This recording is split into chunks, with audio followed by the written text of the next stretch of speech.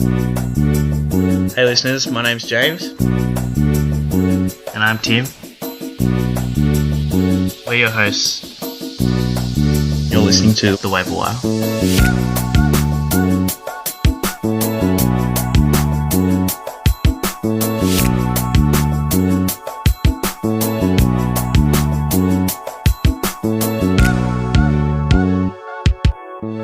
And welcome back to The Waiver Wire. This is the classic fantasy podcast that we like to do at the end of every week. We talk about our matchups, we talk about free agency, added some new segments this week due to some listener feedback, and we've got a really big show coming up, don't we, James?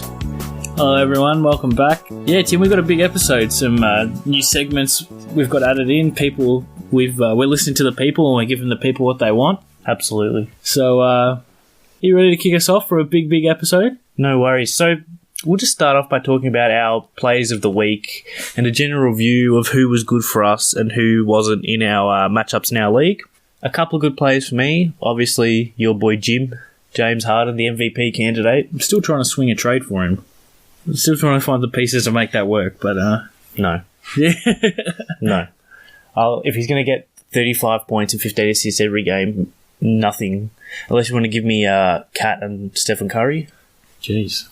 That's my asking price. I did tell you he was worthwhile as a pick one, didn't I? Well, I got him at pick 4. I was dreaming. Everyone here heard me. Heaven. Pick 1, James Harden. No, it's heaven. Pick 4. Heaven. Anyway, another couple of good players. CJ McCollum, who's been lining it up this past couple of weeks. Yeah, he scored like over 100 points in his last 4 games or something combined. Got a couple of rebounds, couple of assists, giving me some good 3-pointers made, good free throw percentage, good field goal percentage too. He's been helping. And someone who's he struggled for his first 4 games after a really good first game. The next 4 he struggled, and he's reinvented himself now. He's Andre Drummond. Doubled in his last 4 straight games. That's pretty good, Tim. He's averaging like 15 and 15. Well, I only had one good player this week. Dame Dollar. He's been pretty consistent. He's been pretty good all year. He put up big numbers this week. So I know that's all standard in the life of Dame, being a rapper and a basketball player. Yeah, just 40. Pretty good at both.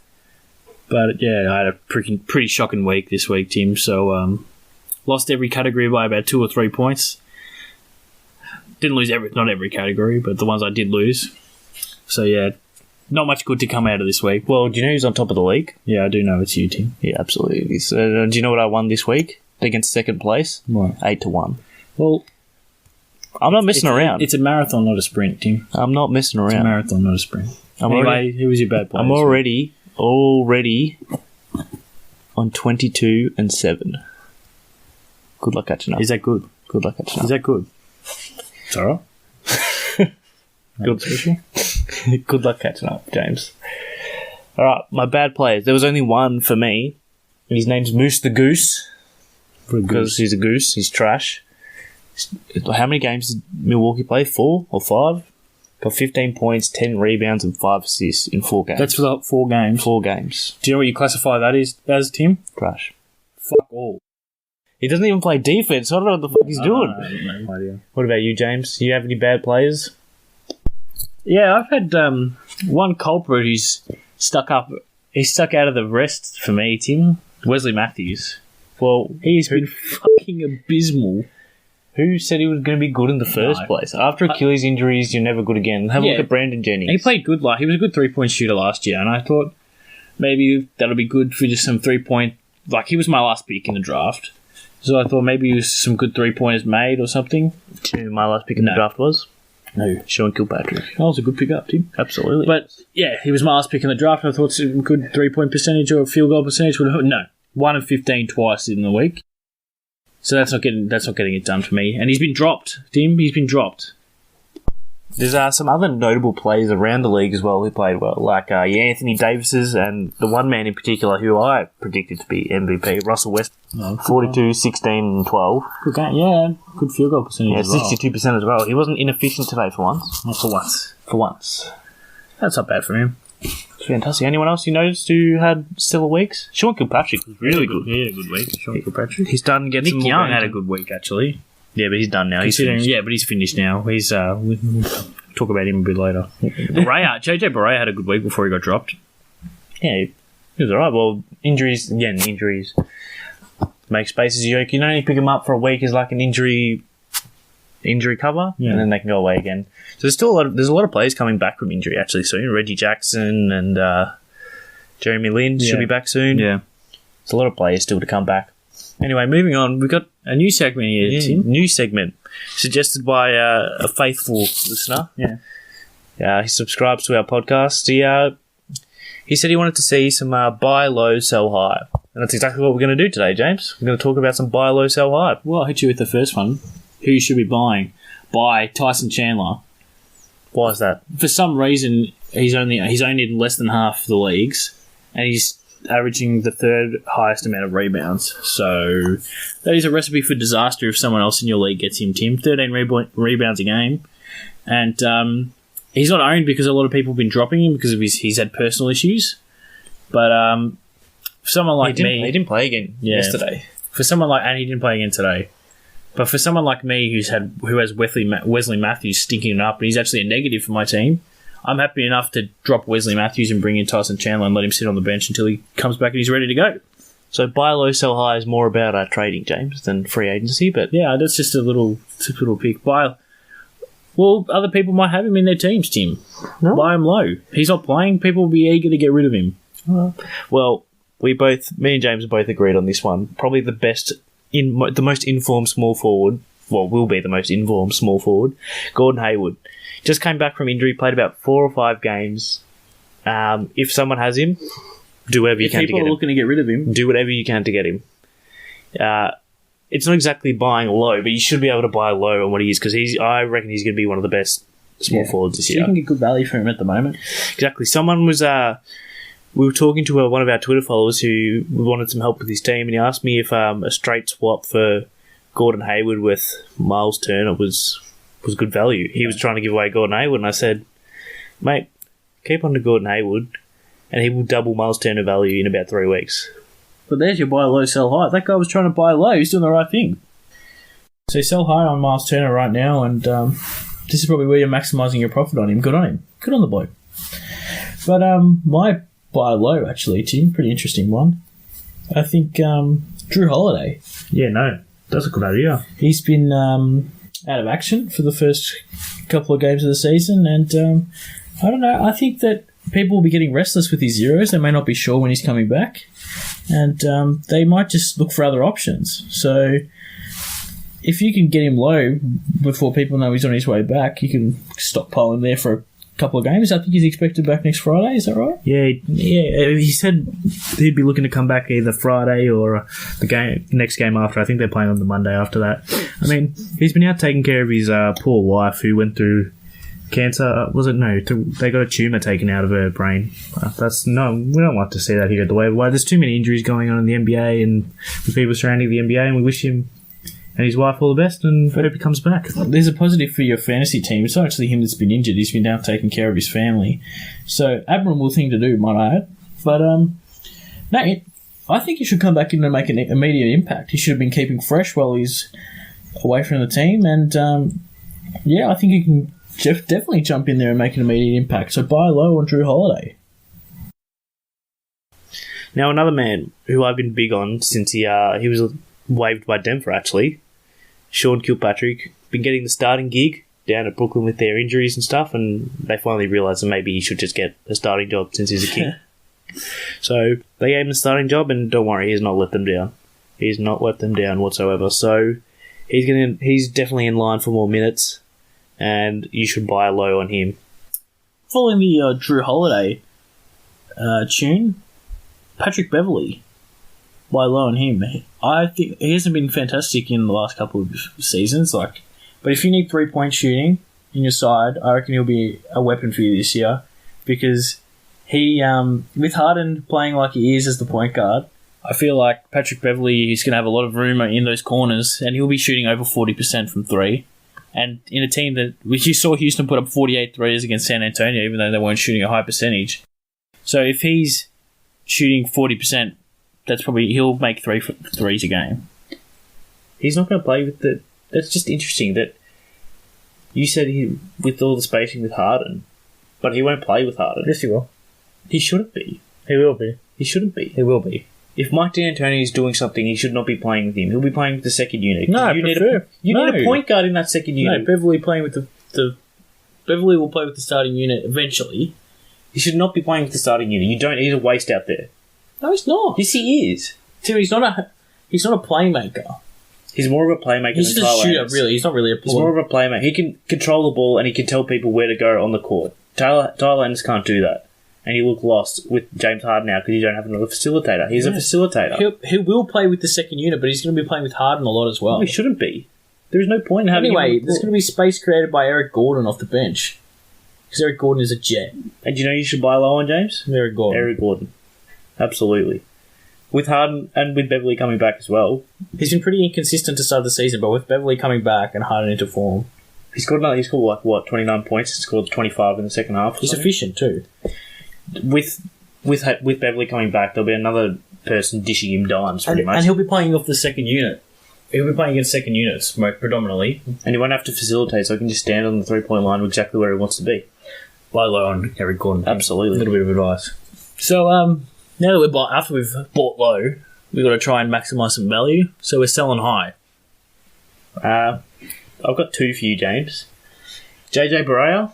Yep, definitely get rid of him. I think his time in the starting lineup is finished. Deron Williams and Devin Harris are both on their way back, and he's had his good games. He was good, but now it's like he's going to be on the dip soon, and you can still sell him high because people will not have realised that You're going to be ahead of the curve here. You could get another player for JJ Barea, another good quality player because he's been one of the better point guards to start this season. Do you know what? You could probably trade JJ Barea for Sean Kilpatrick, and you'd be laughing. That's a good trade. You'd be absolutely laughing. Yeah. If you can convince them to do that, you're absolutely laughing. And another one, Brook Lopez. So I was on Twitter, I was just going through my timeline, and I read that nothing yet has been said about Brook Lopez. You know how the last couple of years they've always had, he might be traded here. Yeah. There's always rumours. There's always rumours circling. Apparently, again, there is more rumours circling. Nothing has been done, but apparently they're happy to move him on if the right offer comes. Now, he started the season very well. He's added the 3-point shot to his game. He's been rebounding. He's been scoring. He's been even assisting. And Brooklyn have looked really they've looked a lot better than they should be. If we're on, they've looked a lot better than they should be. He also will be getting rested during the year, which causes problems because if he plays back-to-backs, Brook Lopez might not be playing because with his injury issues that he's had in the past, and they don't want to ruin the value on him pretty much. So if he gets injured again, that'll cook his value, so they don't want that happening. So I think it's time, while Brook Lopez has performed very well and may still continue to perform, I think it's time to sell high and try and get another option. Do you know I would take instead? Al Horford. Yeah. If you could sell Brook Lopez for Al Horford, that's a very good trade. It's a good investment. That's an absolutely good trade, I reckon, because Horford will be coming back soon, and boy, do the Celtics need him. They need rebounding. Well, yeah, I might look to maximize. I have Brook Lopez in our league, so I might look to maximize my value on him. There you go, James. I just gave you some advice. Get Al Horford. Thanks, buddy. Well, selling high, Alex Len. He's Tyson Chandler's going to come back into the starting lineup, and Alex Len will be back to the reserves. Even as a starter, though, he's only playing 18, 19 minutes. But if you can sell him to someone and convince him that he's a starter and he's doing all these good things with the rebounds and points and stuff, get rid of him while you can, I reckon. Absolutely. Well, if Tyson Chandler's coming back, he's averaging 13 rebounds and 7 points, as you said. No need for him. And the other one, Nick Young. I've seen people have been on the lookout. People have been on the prowl for Nick Young in our league. Because he's been fitting in really well with the Lakers system. He's making 3 or 4 3-pointers a game. Handy. Yeah, Luke Walton's he's got a good system going on down there. They're all playing 20 minutes, that's something you have to watch out for. No one is playing more than 26 or 27 minutes, I think. There's about 9 players playing above 20 minutes. So they may get numbers, but they're not going to get big numbers consistently on every night. And I think you may have to steer clear from Nick Young there, James. If you can get some value on him now as a consistent performer, consistent shooting guard, small forward, you can get some value on him now. I say trade him. Trade him high. Do you have him? No, I don't have him. No, I wouldn't have. To be honest, I wouldn't have looked to get him in the first place. Yeah. I thought he was finished. Yeah. Well, let's move on to free agency, I think, Tim. There's some interesting prospects that are out there for waiver. You can claim off waivers, especially in our league. There's some tantalising prospects. Well, yeah, the ones that I haven't already picked up. Yeah, I've picked up a good couple of players off the waiver wire. So there's 4 players who we recognise as probably the top 4 free agents that you should be looking for in your league. The number 1 prospect has to be Wilson Chandler. For some reason, he's only in 28% of leagues. Now, I don't understand. He's only in 28% of leagues. He's come back. He's probably going to be 6th man of the year the way he's playing. He's dominating. He's almost averaging 16.6 rebounds. And a couple of assists. I went looking for him the other day, to my dismay. Yeah, you'd already picked him up? Don't worry. Well, when you're top of the league, James, you need to make sure you're always scouring for talent, and that's what's keeping me top of the league.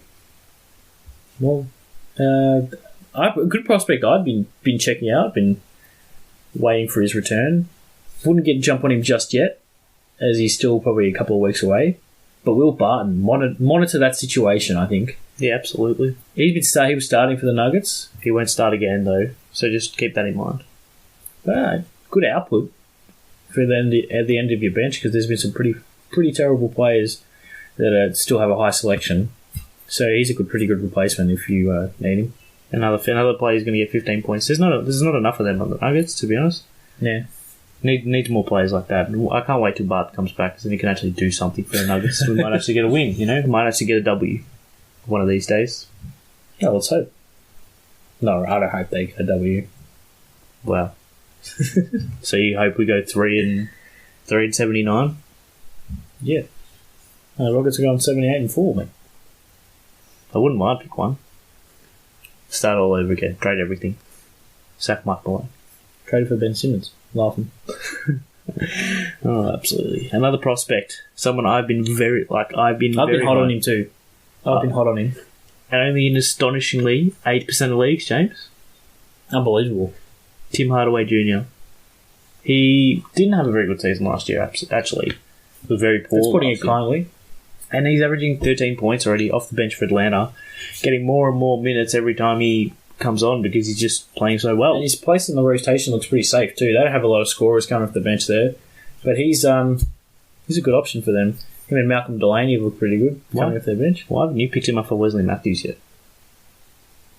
I got Tyson Chandler for Wesley Matthews. I needed some more reassurance in the rebounding department, but my 3-pointers were looking all right, so I didn't really need him. All right, absolutely. What about our last option, James? Kelly Olynyk, interesting one. A little bit of you do-it-all forward centre. Been injured for the start of the season, but he's come back and had 2 very good games in Horford's absence. His role will diminish a bit while Horford goes, but he's not bad for the end of the bench. Kelly Olynyk, 3-pointers, rebounds, points, field goal percentage, free throw percentage.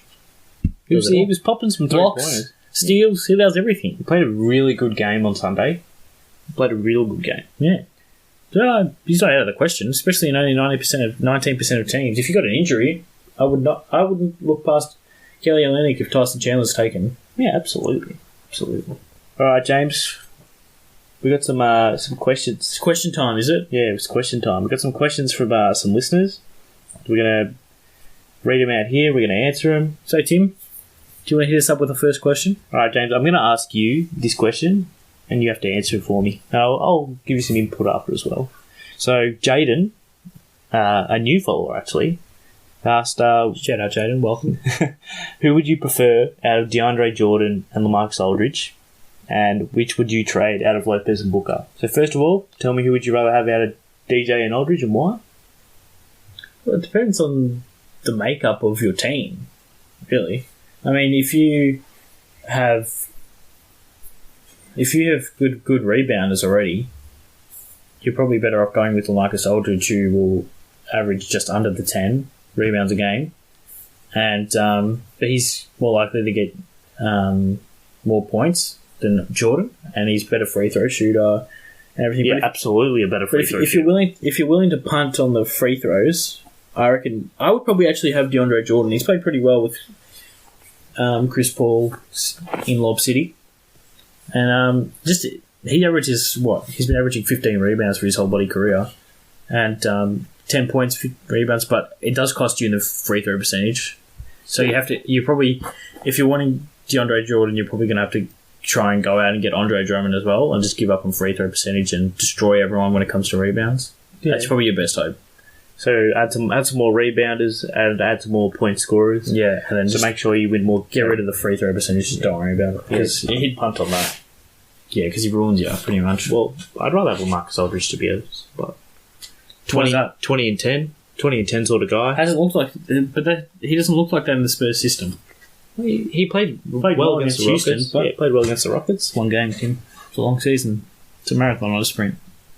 We're only talking about the first 9 games. That's all we can talk about. Anyway, who would I trade out of Lopez and Booker? Is that Brook Lopez? That's Brook Lopez. Ooh. I'd trade Booker. Would you? I'm liking Brook Lopez's output at the moment. Brooklyn have been not terrible. Haven't been great. They're plucky. That's the word I would use to describe them. That's what I used to describe them last week. It works. Plucky. That's it. They're putting up a fight down in the area of New York.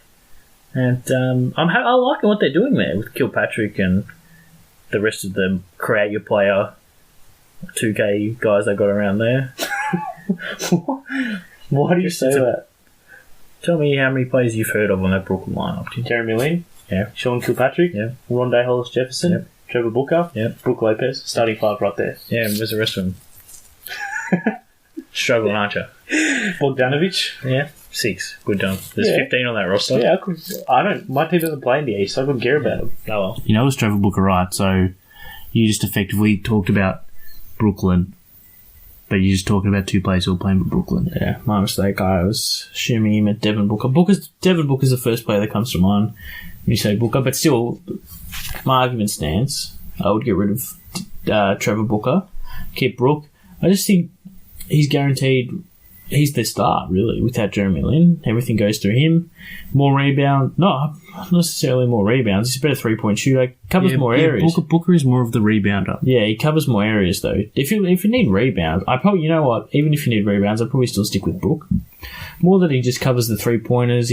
Good field goal percentage, good free throw shooter. He covers everything, just in my mind. A couple of blocks, steals. He's got everything for you, I think. Jimmy's just more well-rounded. But when we were talking earlier, we said to the listeners that we should sell high on Brook Lopez. Yeah, but when it comes to Lopez and Booker, I still think you keep Lopez. So what we're trying to say is that our advice is... it depends on your circumstances. Depends on your circumstances, and you can view it in many different ways. So, like your situation, it's really hard to do a fantasy basketball podcast because we can say things that relate to us, especially with the free agency, because they might be a free agent in our league, but they might not be in yours.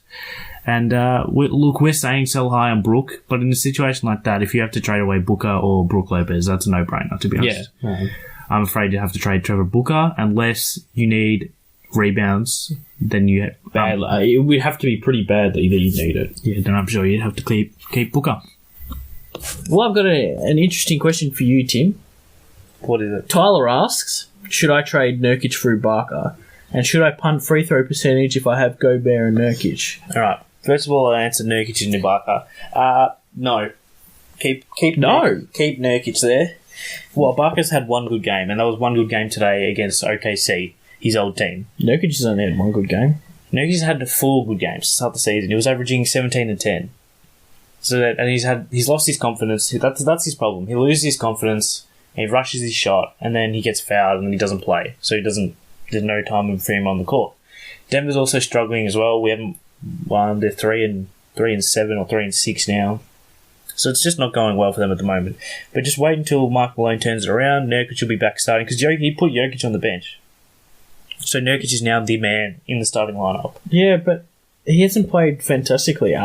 He's been running with Jokic, Dan Quarters, and I just don't see. He hasn't been running with Jokic, Dan Quarters. He's been running with Fareed, and that's not going to last for much longer. I can tell you that right now. That's when trade showcasing goes too far, huh? It's not going to last much longer. All right. I don't know. He must have been allured to Fareed's hair or something, and just thought it was a good idea to put him on the court. Who knows what's going on there? But the second part of the question, Tim. Should I punt? No. Nurkic is not a bad free throw shooter.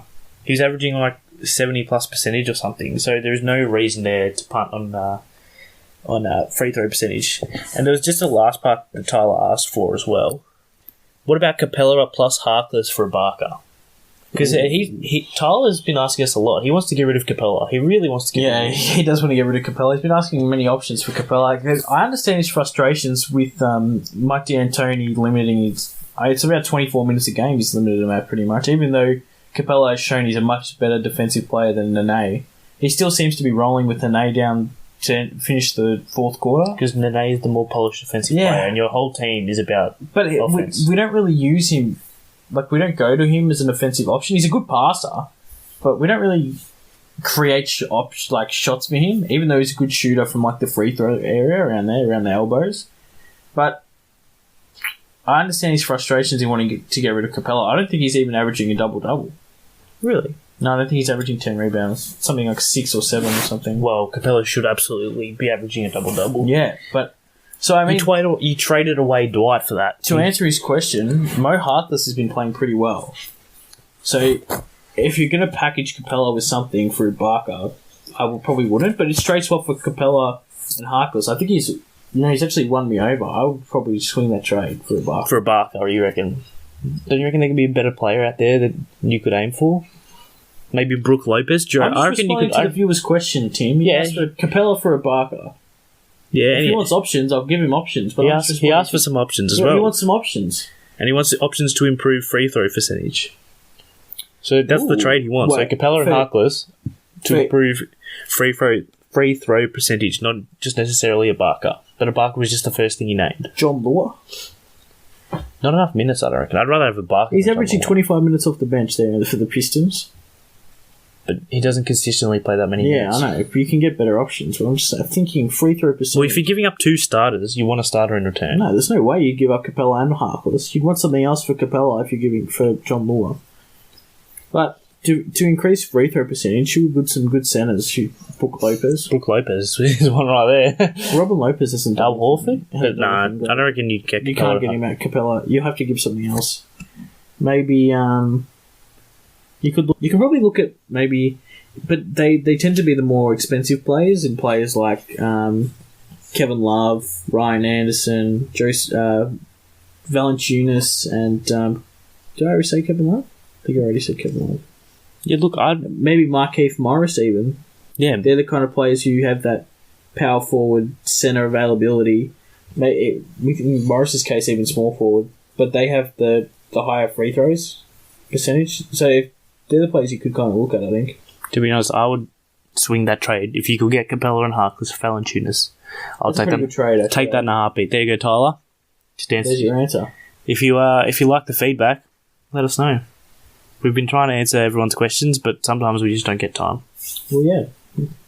We're here to help, guys, and we know what we're doing, so Tim's dominating the league. Yeah, I'm dominating the league. I'm already 6 or 7 points ahead after 3 weeks. And Alex, who we had on the podcast a couple of weeks ago, has been made like a fool with his fantasy knowledge compared to us, Tim. So yeah, we already knew it was a fool anyway. Yeah, exactly. There you go. What does he know about the Pistons? It's like we're playing with some people who don't have much knowledge about basketball. Well, luckily he's not in the league, hey? Yeah. Well, that probably wraps up the show, I think, Tim. Yeah, it's not a really long one today. We couldn't get a guest on, unfortunately. We just didn't have time to organise that. It's been busy with winning all that money in the DFS mailing list. Yeah. Just had a lot on our plate this week. Yeah. Just a little shout out there, guys. Make sure you're signing up to the DFS mailing list. Just send us a direct message on Twitter, and we'll sort you all out there because we've had some pretty good success.